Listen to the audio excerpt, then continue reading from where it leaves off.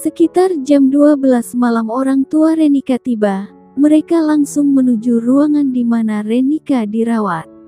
Rasa haru tercipta. Mereka begitu bahagia karena sudah mendapatkan cucu kedua.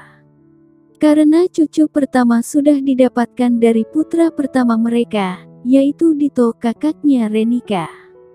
Tidak lama kemudian, datanglah Rai dan Mita. Mereka pun begitu bahagia. Karena anak Davin adalah cucu pertama mereka. Anak Davin dan Renika masih berada di ruangan bayi saat ini. Barulah paginya, bayi itu dibawa ke ruangan Renika. Selama 2 hari, Renika dan bayinya berada dalam perawatan. Agar kondisi mereka baik dan benar-benar pulih. Terutama Renika. Beruntung, bayi mereka sehat sehingga tidak perlu mendapatkan perawatan ekstra. Mereka bisa langsung pulang bersama. Davin menyewa babysitter, supaya istrinya tidak terlalu kerepotan. Apalagi mengurus anak pertama mereka. Seminggu kemudian, di rumah Davin diadakan acara syukuran kelahiran anak mereka. Hari ini adalah hari Sabtu, diadakan syukuran dengan mengundang ustadz setempat, ibu-ibu pengajian, bapak-bapak pengajian, keluarga, kerabat, teman dan tetangga dekat. Acara berlangsung hikmat dan penuh sukacita. Kring-kring, terdengar suara nada dering ponsel Davin berbunyi. Acara kebetulan baru saja selesai, tinggal menikmati hidangan saja. Davin minta izin sebentar untuk menerima telepon yang ternyata dari Alan, adiknya. Dasar adik tidak sayang kakak ya, kenapa kamu tidak datang di acara sepenting ini? Davin langsung saja ngomelin adiknya itu. Hehe, maaf kak, lagi banyak tugas ini. Tapi aku bakal rajin video call deh dengan keponakanku, biar dia kenal sama aku, jawab Alan santai. Cek, jangan-jangan kamu gak punya niat kembali ke sini? Selidik Davin. Gak tahu juga sih, aku suka inget sakit hatiku kalau pulang, desah Alan. Dasar cemen, patah hati sekali saja sulit move on. Cibir Davin dengan nada mengejek. Kakak gak pernah ngerasain sih rasanya patah hati. Karena, kerjanya bikin patah hati para gadis. Alan langsung membuat kakaknya bungkam. Mereka pun mengobrol cukup lama di telepon. Kak Davin dipanggil Kak Ren. Terdengar suara seseorang memanggil Davin. Oh, iya aku segera ke sana, jawab Davin. Itu Vanya kak. Tanya Alan dari balik teleponnya. Dia mengenal kalau itu suara Vanya. Iya, kamu mau ngomong? Tanya Davin. Boleh, jawab Alan. Vanya sini sebentar, ada yang mau ngomong nih. Davin setengah berteriak. Vanya yang sudah membalikkan tubuhnya tidak jadi pergi. Dia menghampiri Davin. Siapa? Tanyanya heran. Davin mengedikan bahunya. Kalau sudah meneleponnya, kembalikan padaku ya HP-nya.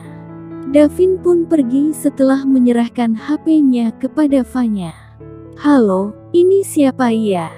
Tanya Vanya. Aku, hanya itu yang keluar dari mulut Alan. Kak Alan, hik. Vanya malah menangis. Dasar cengeng. Alan tersenyum dari tempatnya berada.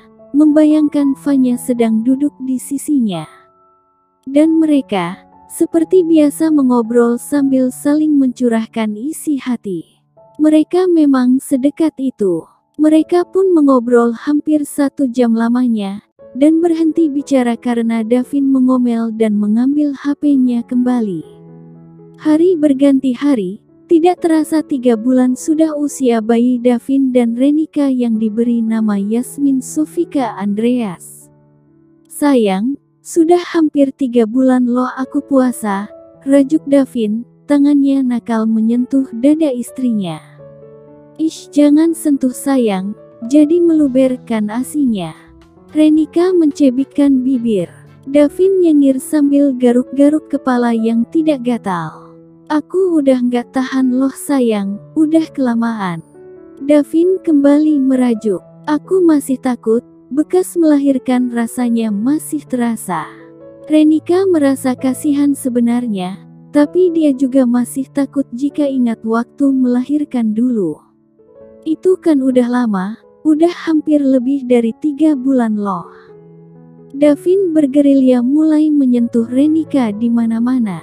Mumpung dedek bayi lagi lelap, Davin kembali membujuk istrinya, dia sudah bergairah. Renika akhirnya pasrah dan menerima apa yang dilakukan suaminya itu, toh ini adalah kewajiban yang harus dipenuhi sebagai seorang istri. Malam ini semua hasrat Davin tersalurkan dengan penuh kobaran hasrat dan gairah, meski sang istri masih meringis. Sayang pelan-pelan, rasanya sakit kayak diperawanin aja. Renika berkata pelan sambil meringis, diiringi desahan. Iya, aku akan main lembut, jawab Davin, namun yang namanya sudah bergairah. Akhirnya dia lupa, dan malah menggempur istrinya habis-habisan. Hingga keduanya merasa kelelahan dan terbaring saling berpelukan. Davin selalu pulang malam dan bahkan lembur setiap minggunya akhir-akhir ini. Membuat Renika merasa kesal dan sering uring-uringan. Kok kamu lembur terus sih kak? Ketus Renika dengan mata mendelik kesal. Aku kan lagi ngerjain proyek yang besar sayang, mengecup pipi dan memeluknya erat. Proyek aja terus dijadiin alasan. Raung Renika, dia mengurai pelukan suaminya dengan wajah cemberut. Ini semua demi kamu dan anak kita loh, kembali mendekati istrinya dan memeluknya erat. Renika masih saja cemberut, dia kesal karena suaminya yang terlalu sibuk bekerja. Hari ini adalah Minggu, tapi seperti minggu-minggu sebelumnya, suaminya itu masih saja pergi kerja. Waktu menunjukkan pukul 4 sore, Renika sengaja menghubungi nomor kantornya Davin. Selamat sore, Pak Davinnya ada. Saya istrinya, ujar Renika pada resepsionis yang menerima teleponnya itu.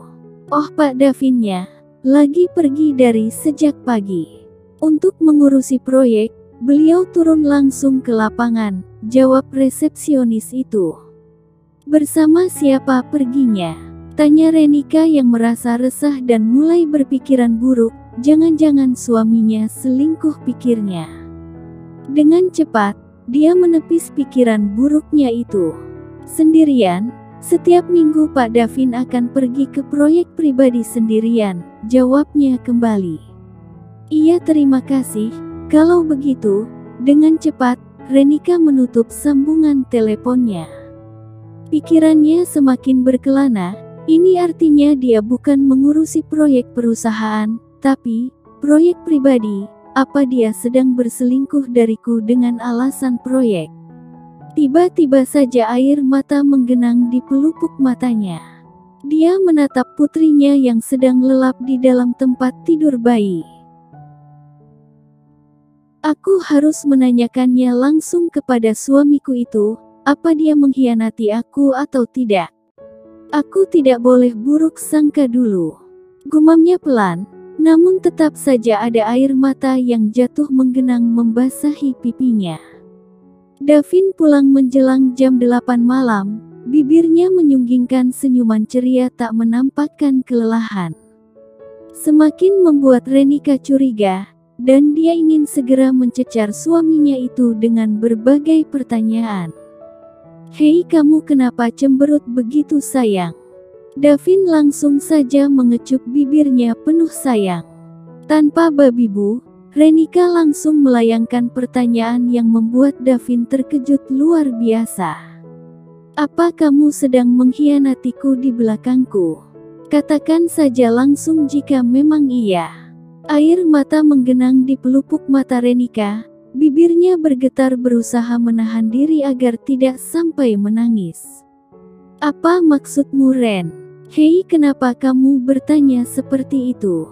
Mana ada wanita lain di hatiku selain kamu, apalagi sekarang ada dedek bayi, ada Yasmin buah cinta kita. Davin langsung saja memeluk istrinya erat. Dia bingung, kenapa istrinya sampai bisa punya pikiran seperti itu.